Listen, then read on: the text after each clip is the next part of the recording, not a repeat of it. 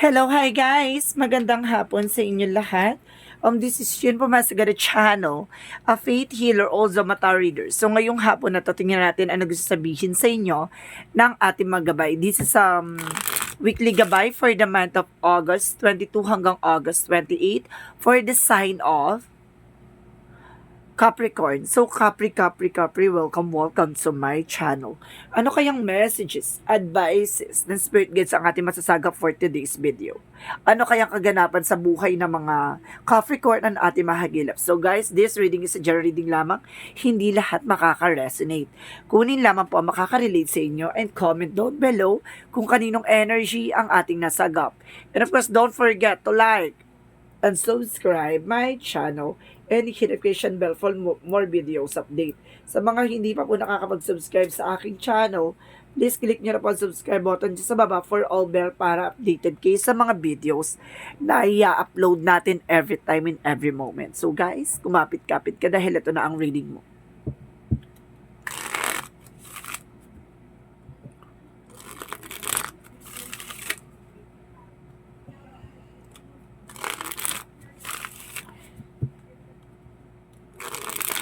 Okay, for the sign of Capricorn. Angel Spirit, please give me information for the sign of Capricorn. Ano kayang message sa iyo ng Spirit Guides ang ating masasaga for today's video? Okay, there's a tree of life. Oh, ibig sabihin talaga, ang daming mong pagdadaanan, ang daming mong pinagdaanan, ang daming mong struggles, ang daming mga achievements, ang daming failure, ang daming obstacles, ang daming ganap sa buhay mo nito, no? Ang daming nangyayari o ang daming nangyari. Kumbaga, dugtong-dugtong at nagkakaroon ng survive at the end of the time. And of course, there is a full card. So, ibig sabihin dito, there is a new beginning. A leap of faith, no? Magtiwala ka daw in God perfect time, in process, no? Kumbaga, sinasabi sa'yo dito na lahat ng mga bagay na nangyayari sa'yo, kumbaga, kaakibat niya ay magandang kahihinatnan o magandang kinabukasan. So, what is additional messages? There's a Four of Swords, sorry. There's a Four of Swords. Listen to your intuition. Listen to your gut feeling. Sinasabi sa'yo dito na makinig ka sa iyong intuitions rather sa iyong vibration. Sinasabi sa'yo dito na maraming ganap sa iyo at sinasabi sa'yo dito na isa sa makakatulong sa iyo yung intuition mo. Yung bagay na parang awakening for you for spirituality. So, what is additional messages? What is additional messages? Okay, there's a Knight of Wands. Slow and steady, no? Sinasabi dito, impatient. Ibig sabihin dito, kailangan nyo na mahabang pasensya. No? Kumbaga, there's a process of progress. Magiging mabagal lang yung mga bagay na nangyayari sa'yo. Sinasabi sa'yo dito, kailangan mo din magpahinga. No? Rest and rejuvenate. Additional messages. There's a Page of Cups. There's new offer, intuitions, and of course, the love offer, bata, no? May bata ditong mas bata pa sa'yo, o ikaw yung mas bata pa. Ibig sabihin dito, by the Page of Cups. No? And of course, there is, Ten of Coin. Wow, long-term success and long-term investment. May malaking pasabog dito about sa long-term relationship. Relasyon. And of course, there's a Tree of Cups. Tree of Life, there's a Queen of Cups, there's an healing, 'di ba? Magkaroon ka na ng healing in your life. Ibig sabihin dito about sa relasyon, pera, kumbaga health, kumbaga ano man yung naging sistema mo, kumbaga hihilumin to with the King of Cups. There's an healing. What is the Fool? There's the Hangman. Ibig sabihin dito, there's a pause, there's a delays, no? Kumbaga itong process of progress sa'yo, magiging mabagal nga at magiging mahinahon lang. So, ibig sabihin sa'yo dito, kalma ka lang, sinusubukan ng pananampalataya at paniniwala mo sa mga bagay-bagay kung gusto mo talaga maisakatuparan, no? What is the Four of Swords? There's Nine of Cups. There's a wish fulfillment. may mga katuparan ka sa mga hinihiling mo, there's a dream coming true, no? Kumbaga, there's a four of sword, listen to your intuition, by dreams. And of course, there's a knight of cups, by dreams, by fulfillment. Ibig sabihin dito, double clarification that there's a dream coming true. And of course, some of you, there's a once upon a time, no? Parang, minsan naranasan mo na yung mga bagay na kumbaga, ang once upon a time is a part of a lesson. Na kumbaga, marami kang natutunan, marami kang nalaman, marami kang napagdaanan. Pero at the end of the time, there's a lesson na makukuha mo. No? What is the Knight of Wands? Knight of Wands is the Wheel of Fortune. So, ibig sabihin dito, kalma-kalma ka lang kasi ang swerte ay papasok yan. Kumbaga, papasok yan na mabagal din, no? Babagal yan yung pagpasok, babagal din ang pag-alis. Ibig sabihin dito, pag dumating yung time na yan, i-grab mo yung opportunities, wag mo na siyang papakawalan. What is the Page of Cups? What is the Page of Cups? Angel Spirit. Sinasabi dito ng ating Angel Spirit is that there's a faith, na sinusubukan talaga yung pananampalataya at paniniwala mo. About dito sa Page of Cups, intuition. Ibig sabihin about din sa relasyon. No, kumbaga sinusubukan ng pananalig at pananampalataya mo.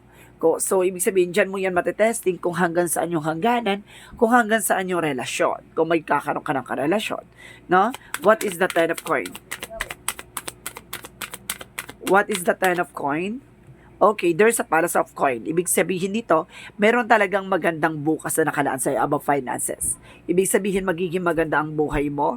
O some of you, merong, kumbaga, linya, no? Nasa line talaga ng pamilya nyo ang masaganang buhay. Sinasabi sa'yo dito na there's a long-term success and long-term investment. There's a big money opportunities coming in for you. What is the Tree of Life and the Queen of Cups? Okay, there's an Emperor. Ibig sabihin dito, you are being a boss. Ibig sabihin, you are being a creator, no? Ikaw ang magki-create ng panibagong eksena at ikaw din magki-create ng panibagong mong buhay. So, ibig sabihin nito, na sa'yo nakasalalay paano mo papaikutin ang sarili mong kwento.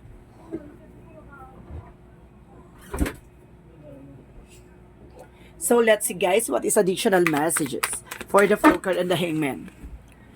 For the Fool card and the Hangman, got my information. Okay, there's a palace of wands. Ibig sabihin dito, there's a lot of movement, there's a lot of struggles, there's a lot of obligations, there's a lot of responsibilities. Sinasabi sa'yo dito, Tina, kumbaga, you're feeling a pause. No, kumbaga, nandun ka sa line na parang ang dami mong responsibilidad, ang dami mong ginagawa, ang dami mong obligasyon sa buhay, no? Kumbaga, sinasabi sa'yo dito na, kumbaga, at the end of the time, kapag natapos mo yan, no, pag na-surrender mo lahat ng mga bagay na yan, kumbaga sinasabi na sa'yo, the Fool card is there's a new beginning coming in for you. Kailangan mo lang talaga sigurong maranasan yan to build yourself and to build your life, no? Kumbaga, kailangan mong tumayo sa sarili mong paa at kaya mo din na tumulong sa ibang tao. Kumbaga, dito yan na masusukat kung hanggang saan ang pananampalataya mo at katatagan mo, no? What is the Four of Swords and the Nine of Cups? Four of Swords and the Nine of Cups represent. Okay, there's a Devil card. So dito, sinasabi dito, there's a Devil card na there's negativity. Ibig sabihin dito, kumbaga, ang dami mong gustong tuparin, ang dami mong gustong mang pangarap, no? Ibig sabihin dito, minsan nag-overfatigue ka na, kumbaga na-abuso mo na yung sarili mo. No, with the Devil card, parang dito you're feeling frustration, you're feeling tired, and of course, you're feeling exhausted. No, kumbaga pagod ka na at parang some of you parang nahihirapan ka na sa situation. What is the Knight of Wands and the Wheel of Fortune? What is the Knight of Wands and the Wheel of Fortune? Okay, there's the Moon card, no? There's a secrets, and of course, there's an unseen. May mga bagay na hindi ka pa nakikita. May mga bagay na hindi pa sa iyo na ilalahad. May mga bagay na hindi pa sa iyo pinapakita.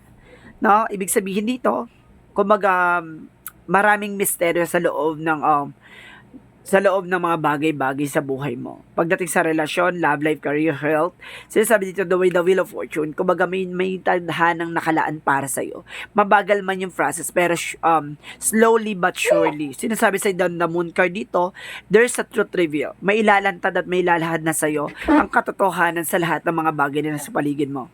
What is the Page of Cups and the Faith by the 5? And of course, there is a Three of Swords. Oh, see? Kumbaga, sinusubukan dito ang pananampalataya mo. Sinusubukan ang tiwala mo. Kumbaga, nagkaroon ka dito some of you ng trust issue, no? Dahil ahead ka dito sa person mo, o ahead sa yung person mo sa'yo. Kumbaga, nagkaroon ng heartache, nagkaroon ng betrayal, nagkaroon ng deception. Kumbaga, sinasabi sa edit na, kumbaga, susubukin ang tiwala niyong dalawa.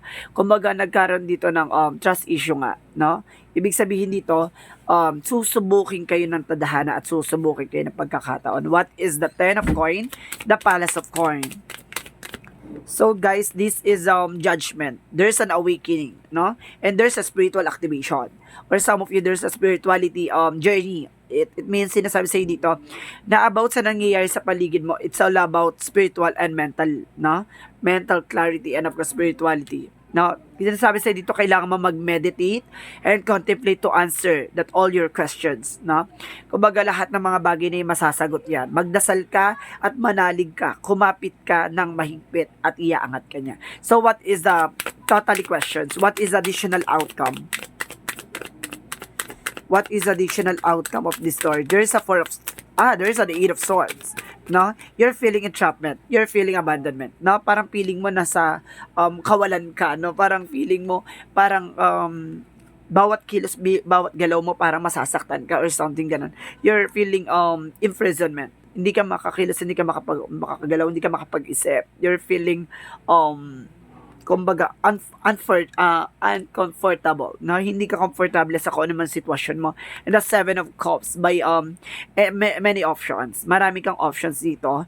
And there's a lot of multitasking, no? Kumbaga maraming ginagawa, marami kang ganap. And of course, by the Page of Swords, there's an information. What is the information? So let's see what is the additional outcome.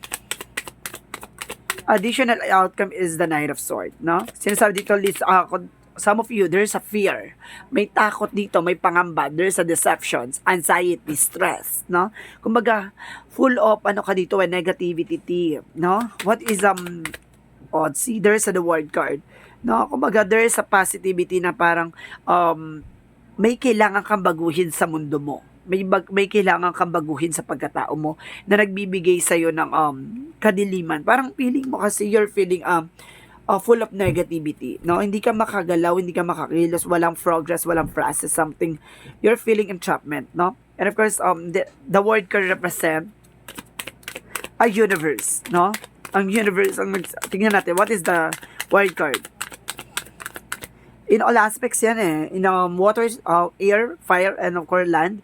Sinasabi, there is a King of Cups, there is a devoted and supportive.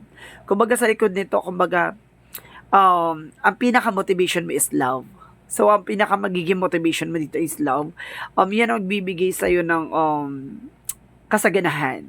No? Kumbaga, pag motivated ka talaga sa pag-ibig, yan yung magbibigay sa'yo ng kaganahan pagdating sa mga bagay-bagay. Lahat magagawa mo. What is additional messages? What is additional messages? Advices?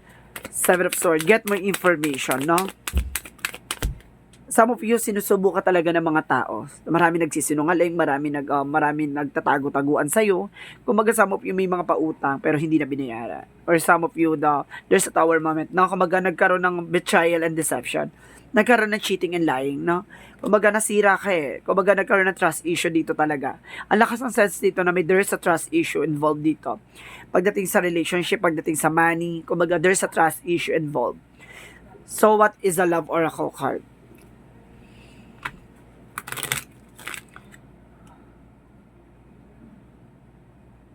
Okay, what is the Love Oracle card? Angel Spirit. Okay. There's a healing heart. I told you, 'di ba? Meron talagang trust issue dito. And there's a cassette, no? Parang ayaw mo na maulit 'yung nangyari sa nakaraan. No? Parang binabalik-balikan mo pero nasasaktan ka pa rin.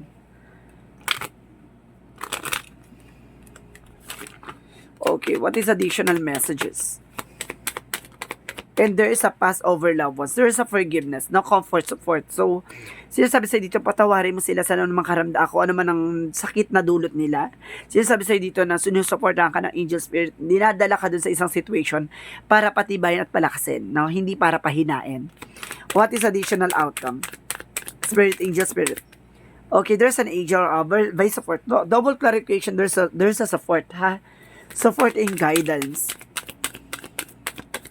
And of course, sinasabi dito guys, there's new waxing moon for inner self expansion.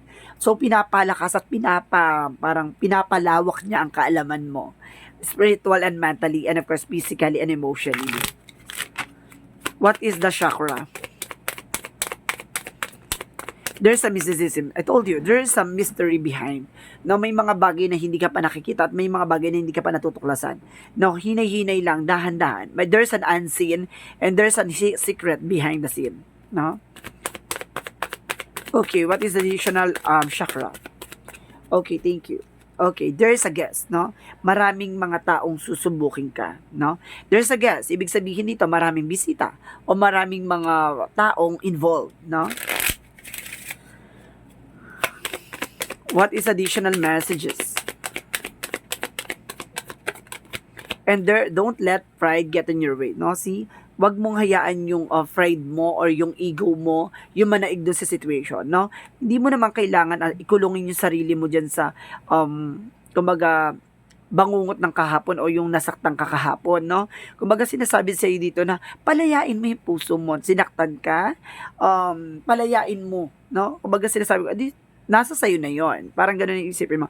Nasa sayo na yun, nagloko ka or something na may nangyari, nagsinungaling kayo over money or over career or over relationship. Sinasabi sa'yo dito na hindi ikaw ang magdadala ng situation. Sila. No? Ibig sabihin dito, nawala sa'yo yung doubt na nangyari ng kalokohan, betrayal, deception.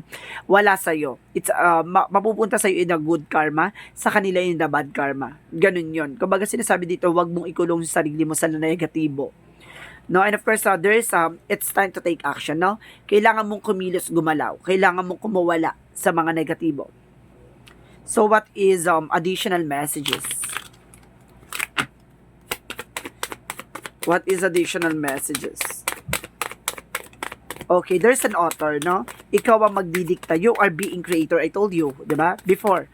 Sinasabi dito na ikaw yung magdidikta at ikaw yung magpapabago ng career mo, no? Nasa iyo nakasalalay kung paano mapatatakbuhin ang buhay mo. Hindi sa ibang tao, hindi sa kanya, hindi doon, hindi kanino man kung hindi sa'yo. What is the energy? What is this energy? Okay, community. So, ibig sabihin dito, marami sa paligid mo na sumusubaybay sa'yo at maraming taong galit at gumagawa ng hindi maganda against sa'yo. Kahit dito pati sa relasyon, maraming ibig sabihin ng faith. Ibig sabihin sinusubukan ng pananampalataya mo over mangkukulam. No, may mangkukulam dito. Okay, what is Archangel Michael messages? Ang mangkukulam dito is a third party. Okay, thank you. Yung mangkukulam daw dito gumagawa sa is a third party involved. What is Archangel Michael messages? What is Archangel Michael messages?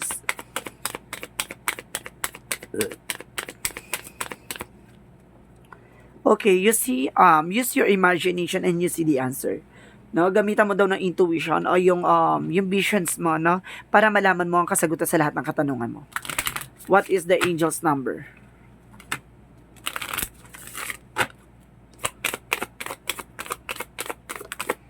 There's a 6. I am nurturing, no? Kumbaga nurturing sa'yo yung mga bagay-bagay. So, your heart is your gift. You are naturally born nurturer and have a great talent for helping and healing others. You are epitome of self-sacrifice and protector of those who you love. Ibig sabihin dito na kaya mong nurture sa'yo. Kumbaga talagang bukal sa'yo at talagang bukas sa'yo yung mga bagay, no? Kumbaga talagang nasa pagkatao mo, yung mabuting tao. at may mabuting puso na kaya mong magsakripisyo alang-alang sa ibang tao, lalo-lalo sa taong mahal mo. What is the Jesus loving quotes?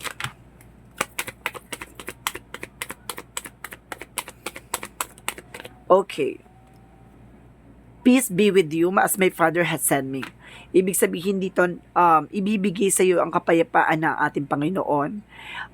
Ayon sa kumbaga ayon sa ibibigay mo rin na kapayapaan sa ibang tao, no? Kumbaga siguro yung sinasabi dito na kailangan mong bigyan mo ng kapayapaan yung mga tao sa paligid mo. Huwag kang gumagawa ng bagay na alam mong babalik sa iyo. Kumbaga sinasabi sa dito na hindi mo kailangan gantihan o hindi mo kailangan kumbaga gumante sa mga bagay-bagay na nangyayari sa buhay mo kung sila ang nakasama sa iyo. Bagkos ang protectionan mo yung sarili mo, palayain mo yung sarili mo sa sakit at bibigyan ka ni God ng kalayaan, no? Sa lahat ng aspeto. Yun eh. Parang sinasabi dito, palayain mo yung sarili mo sa mga sakit dulot ng ibang tao. No? What is the messages of life? What is the messages of life? Angel Spirit.